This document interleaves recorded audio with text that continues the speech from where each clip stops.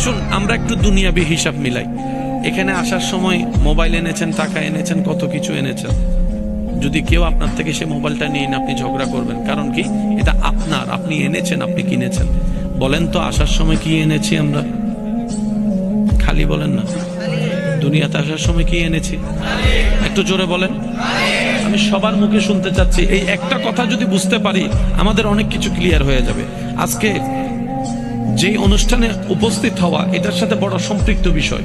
আপনি মাহফিলে আসার পরে আপনাকে একজন আইফোন রাখতে দিছে, ভাই একটু রাখো আমি আসতেছি। কিছুক্ষণ পরে এসে সে আইফোনটা আপনার থেকে নিল, আপনার মন খারাপ লাগবে? বলেন, রাগ লাগবে কেন? আপনি মাথায় মনে বসিয়ে রেখেছেন এটা আমার না, সেজন্য আপনার দিতে খারাপ লাগে না। আর যেটা আমার নিজের মনে করে নিয়েছেন, ওই 2 টাকা হারাই গেল, টেনশন। একটু জোরে বলি না রে ভাইয়া। আইফোন দিয়ে দিয়েছেন, আপনার এখানেও লাগে নাই, এখানেও লাগে নাই, এটা তো আমার না। আর যে 10 টাকা হারিয়েছে, এটা নিয়ে টেনশন কেন? কারণ এটাকে আপনি আমার শব্দটা যোগ লাগিয়েছেন, আমার মনে করেছেন। আওয়াজ দিয়ে বলুন, দুনিয়াতে আসার সময় কি নিয়ে আসলাম? ডান হাত, বলে না, ডান হাত, বাম হাত, কাপড় নাই, কাপড় যেহেতু নাই, পকেটও দলিল, ডলার, ফোন। আসার সময় যেহেতু খালি এসেছি, আজকে এতগুলা যা আছে, যার যাই আছে, মনে রাখবেন এগুলা একটাও আপনার আমার নয়, সব রবের দান, আমাদের পাওয়া। মালিক আল্লাহ, ভিখারি আমরা। সবার। তাহলে যা আপনার আছে দিয়েছেন কে? এবার আল্লাহ যদি আপনার চোখ নিয়ে নেয়, মালিক উনি যা মন চায় তা করবে। আর একটু জোরে বলেন না। আপনি যে কাপড়টা কিনেছেন, সাদা কাপড়ে যদি লাল রং লাগান, কেউ কথা বলতে পারে না। আপনি বলেন না, আর বদিন টিয়া দে, আর বাবর টিয়া দে, আই কিনি, তুই কা মা তোর। এবার বলেন, আমাদের দেহকার? আওয়াজ ছোট হলে চলবে না, জোরে বলেন, দেহকার? চোখ দিয়েছেন কে? কান দিয়েছেন কে? হাত দিয়েছেন কে? পা দিয়েছেন কে? একটাও আমাদের কিনা নয়, একটাও আমাদের অর্জন নয়। তো বান্দা কারা? বান্দারা বলে আসার সময় কিছু আনিনি, মালিক কেন আমার কাছে কিছু নাই, সব আমার রব আমাকে ভিক্ষা দিয়েছেন। আর ভিক্ষুক কখনো মাথা তুলে কথা বলা উচিত নয়, সর্বদা রবের দরবারে শুকরিয়া করে মাথা ঝুঁকায় রাখাটাই উত্তম। আমাদের হারাই গেলে আমরা টেনশন করি, কিন্তু ইব্রাহিম নবীর হারানোর পর উনি আরো খুশি। পার্থক্য এখানে মনে রাখবেন, সাধারণ বান্দা আর প্রেমিক আশেক বান্দা এক নয়। সাধারণ বান্দা পান থেকে চুন খসলেই টেনশন আর টেনশন। আর ওদিকে ইব্রাহিম নবীকে আগুনের সামনে বেঁধে রাখছে, ফেলবে। সবার চেহারা মলিন ইব্রাহিম নবীর জন্য, কিন্তু ইব্রাহিম নবীর চেহারায় প্রাণ উজ্জ্বল, মুস্কি হাসি। আমার মনে হয় আর একটু জোরে বলা যাবে। সামান্য শরীরে একটা যদি ক্ষত হয়, আপনার আমার ব্যথা টেনশনের শেষ নাই, সাধারণ বান্দা। আর ওদিকে আল্লাহর পয়গম্বর আইয়ুব আলাইহিস সালামকে বছরের পর বছর এমন রোগে আল্লাহ দান করেছেন, উনি শুকরিয়ার খুশি। শুধু তাই নয় ভাই, শুনলে অবাক হয়ে যাবার মতো কথা। আমরা অসুস্থ থেকে সুস্থ হওয়াটা চাই, আল্লাহ দাও, আল্লাহ দাও, আল্লাহ দাও। আইয়ুব নবী আল্লাহর নবী, সবাই জানেন, নবীরা জবান খুলে বললেই দোয়া কবুল, নবীরা চাইলেই আল্লাহ দান করে। সুবহানাল্লাহ জোরে। নবীরা মুখ ফুট লড়ার আগেই আল্লাহ দান করে। সেই নবী আইয়ুব আলাইহিস সালাম, যার দোয়ায় হাজার মানুষ সুস্থ হয়েছেন, উনি আজকেও সুস্থ। এবার ওনার পরিবার এসে বলে, আপনি তো আল্লাহর নবী, আল্লাহর কাছে বললেই তো আল্লাহ দিবে, ফেরাবে না কখনো। তো আপনি যে অসুস্থ, কষ্ট পাচ্ছেন, একটু আল্লাহকে বলেন না, আল্লাহ যেন আপনাকে সুস্থ করে দেয়। আইয়ুব নবী, আল্লাহর আশিক নবী, আল্লাহর প্রেমিক বান্দা আইয়ুব আলাইহিস সালাম উত্তর দিচ্ছেন, ও আমার পরিবার, তোমার জন্য কিছু লাগলে বলো, আমি তোমার পক্ষ হয়ে আমার রবের দরবারে দরখাস্ত পেশ করবো। সুবহানাল্লাহ। আমার দুশমনেরও যদি কিছু লাগে আমাকে বলতে বলো, আমি সুপারিশ করব, তার পক্ষ হয়ে আমার রবের দরবারে। যে গরিব তাকে বলো ধনের ব্যবস্থা আমি আমার আল্লাহ থেকে ফরিয়াদ করে এনে দিব। অসুস্থ যে আছে তাকে বলো আমাকে এসে বলতে সুস্থতার জন্য আমার আল্লাহর কাছে আমি ফরিয়াদ করব। সুবহানাল্লাহ। যার সন্তান নাই আমাকে এসে বলুক, আমি তার পক্ষ হয়ে সন্তানের জন্য আল্লাহর কাছে দরখাস্ত করব। ওই পরিবারের মানুষের জন্য, আত্মীয় স্বজনের জন্য, পাড়া প্রতিবেশীর জন্য, এমনকি যে আমাকে মন্দ বলেছে তারও যদি কিছু দরকার হয় আমি আইয়ুব তার পক্ষ হয়ে রবের দরবারে সুপারিশ করতে রাজি আছি। কিন্তু আমার জন্য আমার রবের কাছে কিচ্ছু চাইতে আমার বড় লজ্জা লাগতেছে, আমার বড় লজ্জা লাগতেছে। পরিবার বলে এটা আবার কেমন কথা? তখন তিনি বললেন, ও আশেক নবী, আল্লাহু আকবার, আল্লাহর প্রেমিক বান্দা বললেন, আল্লাহ আমাকে সুস্থ রেখেছে কত বছর, লিস্টিটা করো। অসুস্থ রেখেছেন কত বছর, লিস্টিটা করো। আরে যে রব আমাকে এত বছর সুস্থ রেখেছেন সে রব কি আমাকে কিছুদিন অসুস্থ রাখতে পারে না? আমার সুস্থতাও আমার রবের জন্য, আমার অসুস্থতাও আমার রবের জন্য, আমার আপাত মস্তক সারা দেহ আমার রবের জন্য। মন চাইলে রাখবে, মন চাইলে ধ্বংস করবে, এটা ওনার ব্যাপার। আমি বান্দা হয়ে নাক গলাবো না। আল্লাহ যখন যেভাবে রাখে আমি আইয়ুব আলহামদুলিল্লাহ বলে সেভাবে খুশি থাকবো। সাধারণ বান্দা আর আশেক বান্দা এক। সাধারণ বান্দা জায়গায় জায়গায় ফেল হয়। সামান্য একটা কিছু হইলে অনেকে দেখবেন রোল নাম্বার 1, আল্লাহ তাকে 3 বছর রাখছে 1, সে কোন রকম 2 হইছে মরে যাবে বুঝতে নামাতে কারে। একটা ক্লাসের রোল নাম্বার 1 হয় কয়জন? ছাত্র আছে 100 জন, বলেন না ভাইয়া? আপনি স্বার্থপরের মতো একইটা আপনি নিয়ে রাখতে চাচ্ছেন কেন? অন্যরা পাওয়ার অধিকার নাই? এক ক্লাসের রোল নাম্বার 1 কয়জন? সবসময় আপনিই হবেন, তো বাকি 99 জন কি করবে? মনে রাখবেন, ভাগযোগ করে খেলে বরকত হয়, শান্তিও লাগে। একাই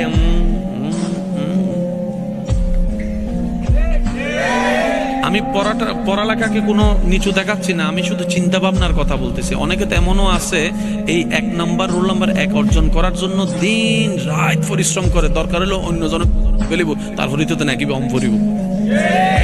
এই মেন্টালিটির দরকার কি বলেন না? তুই তোর মতো আগা, আমি আমার মতো আগাই, দেখা যাক আল্লাহ পাক কি করে। অহংকার যেই করুক পতন তার সুনিশ্চিত। কথা বলতে হবে। অহংকার যেই করুক পতন তার সুনিশ্চিত। এখানে আর কোনো দাড়ি কমার দরকার। ধৈর্য এবং শুকরিয়া যেই করুক নিয়ামত তার জন্য সুনিশ্চিত। সুবহানাল্লাহ বলি। এই পৃথিবীটা বড্ড সুন্দর, বড় সুন্দর। জীবনটা বড় সুন্দর নিয়ামত। প্রত্যেকটা মানুষের জীবন আল্লাহর দেওয়া একটা বড় নিয়ামত, বড় সুন্দর। আমাদের কাছে জীবনটা এত বিতৃষ্ণা লাগে কেন জানেন? 2টা কারণ। 1 নম্বর, আমরা জীবন দাতাকে নারাজ করে জীবনে চলাচল করি, সুখ দাতাকে নারাজ করে সুখের সন্ধান করি। আরেকটু জোরে।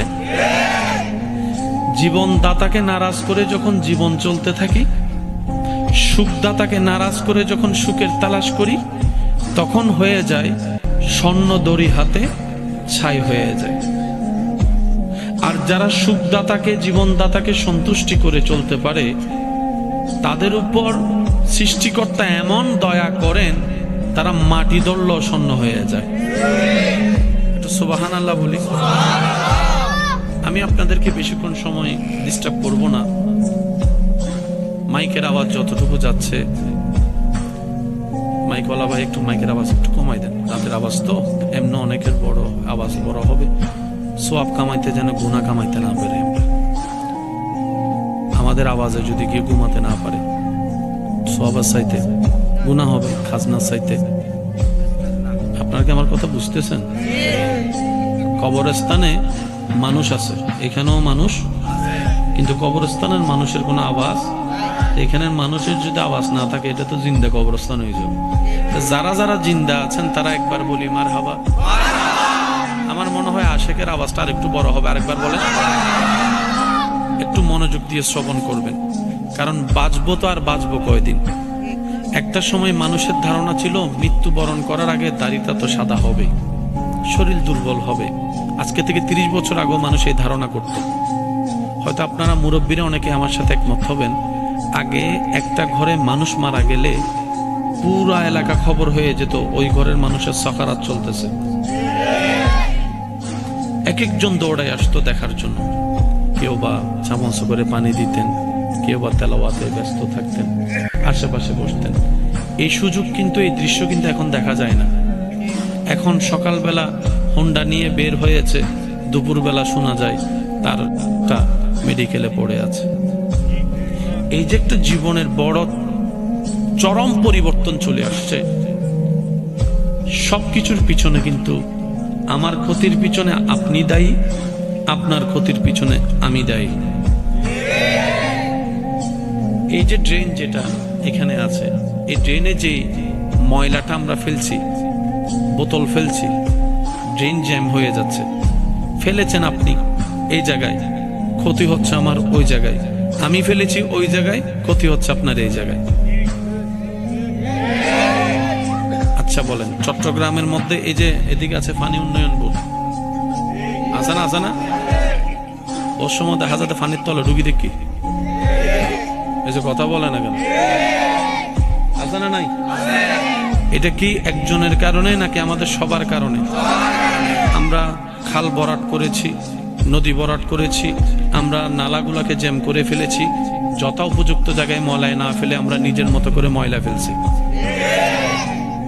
এই দায় থেকে কেউ কি আপনি আমি মুক্ত হতে পারবো? আফটার অল কি হলো? আমার কারণে আপনার ক্ষতি, আপনার কারণে আমার ক্ষতি।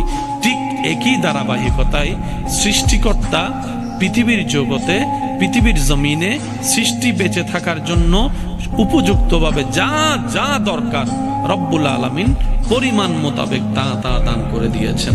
সুবহানাল্লাহ। আমরা জানি বেঁচে থাকার জন্য অক্সিজেনের দরকার। অক্সিজেনটা আপনার আমার এই যে এখন বসে আছি, কোনো দমকা হাওয়া কিন্তু লাগতেছে না, কিন্তু বাতাসের মধ্যেই কিন্তু আমরা অক্সিজেনটা পাচ্ছি। আর যদি কোনো কেউ বাসের মধ্যে উঠে, বাস যদি বেশি জোরে চলে, গাড়ি যদি বেশি জোরে চলে, দেখবেন জানলা বন্ধ করে দেয়, নিঃশ্বাস নিতে পারে। কেন? আমার দরকার 10 সেন্টিমিটার, বাতাস আসতেছে 100 সেন্টিমিটার, তখন আপনি চাইলে অক্সিজেন থাকলেও নিঃশ্বাস নিতে পারবেন না। এটার একটা লিমিটেশন আছে। আমি কি বুঝাতে পারছি কথা? এটার একটা লিমিটেশন আছে না নাই? যেমন আল্লাহ তাআলার একটা নাম আছে রহমান, বলি আর রহমান, বলি সবাই। আরেকটা নাম হচ্ছে আর রহিম। মনে রাখবেন, রবের রহমত ছাড়া কেউ কিচ্ছু করতে পারবে না। যারা নামাজ পড়ে তারাও খায়, সেটাও রবের রহমত। যারা নামাজ পড়ে না তারাও খায়, সেটাও রবের রহমত। কিন্তু বুঝতে হবে কোন রহমতটা কেমন। আর রহমান রবের এমন রহমত যেটার মধ্যে আল্লাহ তাআলা সব সৃষ্টিকে রেখেছেন, সব সৃষ্টিকে রেখেছেন। সুবহানাল্লাহ। আর আর রহিম এমন একটা রহমত রবের যেটা আল্লাহ তাআলা সবাইকে দিবে না, শুধু রবের প্রিয় বান্দাদের ভিতর যারা স্পেশাল প্রিয় বান্দা হবে, বান্দাদের ভিতরে আল্লাহ পাক ওই রহিমের রহমতটা তাদের জন্য রেখে দিয়েছেন। সুবহানাল্লাহ। রহমান ফিদ দুনিয়া, এই দুনিয়ার মধ্যে আল্লাহ সবাইকে রহমত দিবেন। যেমন ফেরাউনের সম্পত্তিও রবের রহমত। একটু জোরে বলি না রে ভাই। নমরুদের ক্ষমতাও রবের রহমত। আর একটু জোরে বলি। আইয়ুব আলাইহিস সালামের শারীরিক অসুস্থতাও রবের রহমত। ইউনূস আলাইহিস সালামের মাছার পেটে যাওয়া, এটাও রবের রহমত। ইব্রাহিম নবীর আগুনে পড়ে যাওয়াটাও রবের রহমত। সবকিছু রবের রহমত দিয়ে ঘেরা। আমরা রহমত মানি মনে করি কি জানেন? একটু একটু মনোযোগ, নীরবতা। রহমত মানে ভালোবাসা। রব যদি কাউকে ভালোবাসে, আমরা যেরকম ভালোবাসলে কাঁটা ফেলে ফুল দিই, রব ভালোবাসলে ফুল ছিনায় কাঁটা দে। সুবহানাল্লাহ বলতে হবে। ঠিক বললে সওয়াব পাবেন কিনা আমার জানা নেই, কিন্তু সুবহানাল্লাহ বললে অগণিত সওয়াব। আমরা কেউ কাউকে ভালোবাসলে কাঁটা ফেলে ফুল দিই, আর রব যখন কারো কল্যাণ চাই, কাউকে ভালোবাসতে চান কিংবা কাউকে ভালোবাসে, তখন আল্লাহ তাআলা ফুলটা সরায়ে কাঁটা দেয়। আমরা ভালোবাসলে পেট ভরে খাওয়াই, রব কাউকে ভালোবাসতে শুরু করলে প্লেটের ভাত কেড়ে নেয়। কত ভালো লাগে আমার, আরো ভালো লাগে নবীর সালাম, নবীর দরুদ সালাম, নবীর আল্লাহুম্মা সাইয়্যিদিনা মুহাম্মাদিন, আল্লাহুম্মা সাল্লি আলা সাইয়্যিদিনা মুহাম্মাদিন। উচ্চ আওয়াজ একবার বলি মারহাবা। মনে থাকবে কথাগুলা?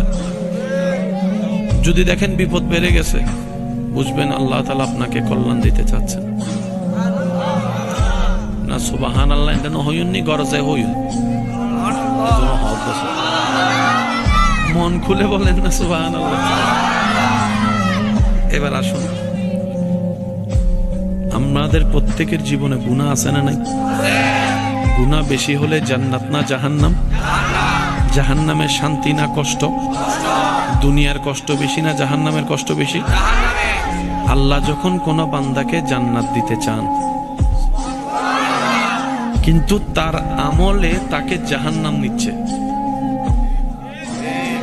কিন্তু আল্লাহ চাচ্ছেন তাকে জান্নাত দিতে। যিনি আইন বানায় উনি আইন ভঙ্গ করলে মানা যায় না, দেখতে সুন্দর লাগে। এবার আল্লাহ তাআলা কি করেন জানেন? এই বান্দাকে যদি জাহান্নামে দেওয়া হয়, সে ৭০,০০০ বছর আগুনে কষ্ট পাবে। আর যদি দুনিয়াতে কষ্ট দেওয়া হয়, সে ১ বছর কষ্ট পাবে। এবার বলেন কোন কষ্টটা বেশি মারাত্মক, দুনিয়ারটা না জাহান্নামেরটা? এবার আপনাকে যদি আল্লাহ বলে বান্দা ৭০,০০০ বছর জাহান্নামে জ্বলবি নাকি ১ বছর তুই দুনিয়ায় জ্বলবি, কোনটা নিবেন? সবাই বলেন না, সবাই বলেন। তখন আল্লাহ কি করে? কোন বান্দাকে যখন জান্নাত দেওয়ার ইচ্ছা হয়, আল্লাহ তাকে দুনিয়াতে বিভিন্ন ধরনের কষ্টের মধ্যে ফেলে ওই গুনাহগুলার অপরাধ এখান থেকে কষ্ট দিয়ে আল্লাহ মাফ করে দেন। নবীজির হাদিস এখানে একটা অ্যাড করতে চাই। নবী রাহমাতুল্লিল আলামিন বলছেন, মুমিন বান্দার বিষয়টা বড়ই চমৎকার। মুমিন বান্দার বিষয়টা বড়ই চমৎকার। তারা হাসলে সদকায়ে জারিয়া, সওয়াব আর সওয়াব। তারা কান্না করলে রব করে দেয় গুনাহ মাফ। রাস্তায় হাঁটার পথে যদি কেউ একটা কাঁটা ফুটে ব্যথা সহ্য করে রবের উপর নারাজ না হয়ে খুশি থাকে, আল্লাহ তাআলা ওই বান্দার কাঁটা ফুটার ব্যথার অনুবাদ আল্লাহ পাক জাহান্নামের আযাব থেকে বাঁচার মতো গুনাহ মাফ করে দেন। এবার বলেন, এই কথাটা বললে এখন আপনারা মিল খুঁজে পেয়ে যাবেন। আমাদের সবাই একটা কথা বলে, আল্লাহ যখন যা করে, যদি কষ্ট না হয় একটু রিপ্লে দেন, আল্লাহ যখন যা করে, আসলেই আল্লাহ যা করে ভালোর জন্য করে। এই কথাটা একদম মাথায় মনে বসায় রাখবেন। আপনি বলছেন ও আমার স্বামী হলো কেন, এরকম জামাই কেমনে পাইলাম? আপনার মনের ধারণা এতগুলা মেয়ে থাকতে এ আমার বউ হলো কেন? কখনো ভাবছেন আপনার বাড়ি কোথায়, ওনার বাড়ি কোথায়, কেমনে কি? তো মুরব্বীরা বলে জোড়া তো আল্লাহ লিখে রেখেছে। আমাদের দায়িত্বটা কি? আমাদের দায়িত্ব হচ্ছে আল্লাহ যাকে যেটা খুশি হয়ে দিয়েছেন সেটা নিয়ে নিয়ামতের শুকরিয়া করা। আপনি যদি নিয়ামতের শুকরিয়া করতে থাকেন, আপনার খারাপ স্বামীটা, আপনার খারাপ বউটাও দেখবেন যে একদিন ভালোর মতো ভালো হয়ে গিয়েছে। সুবহানাল্লাহ।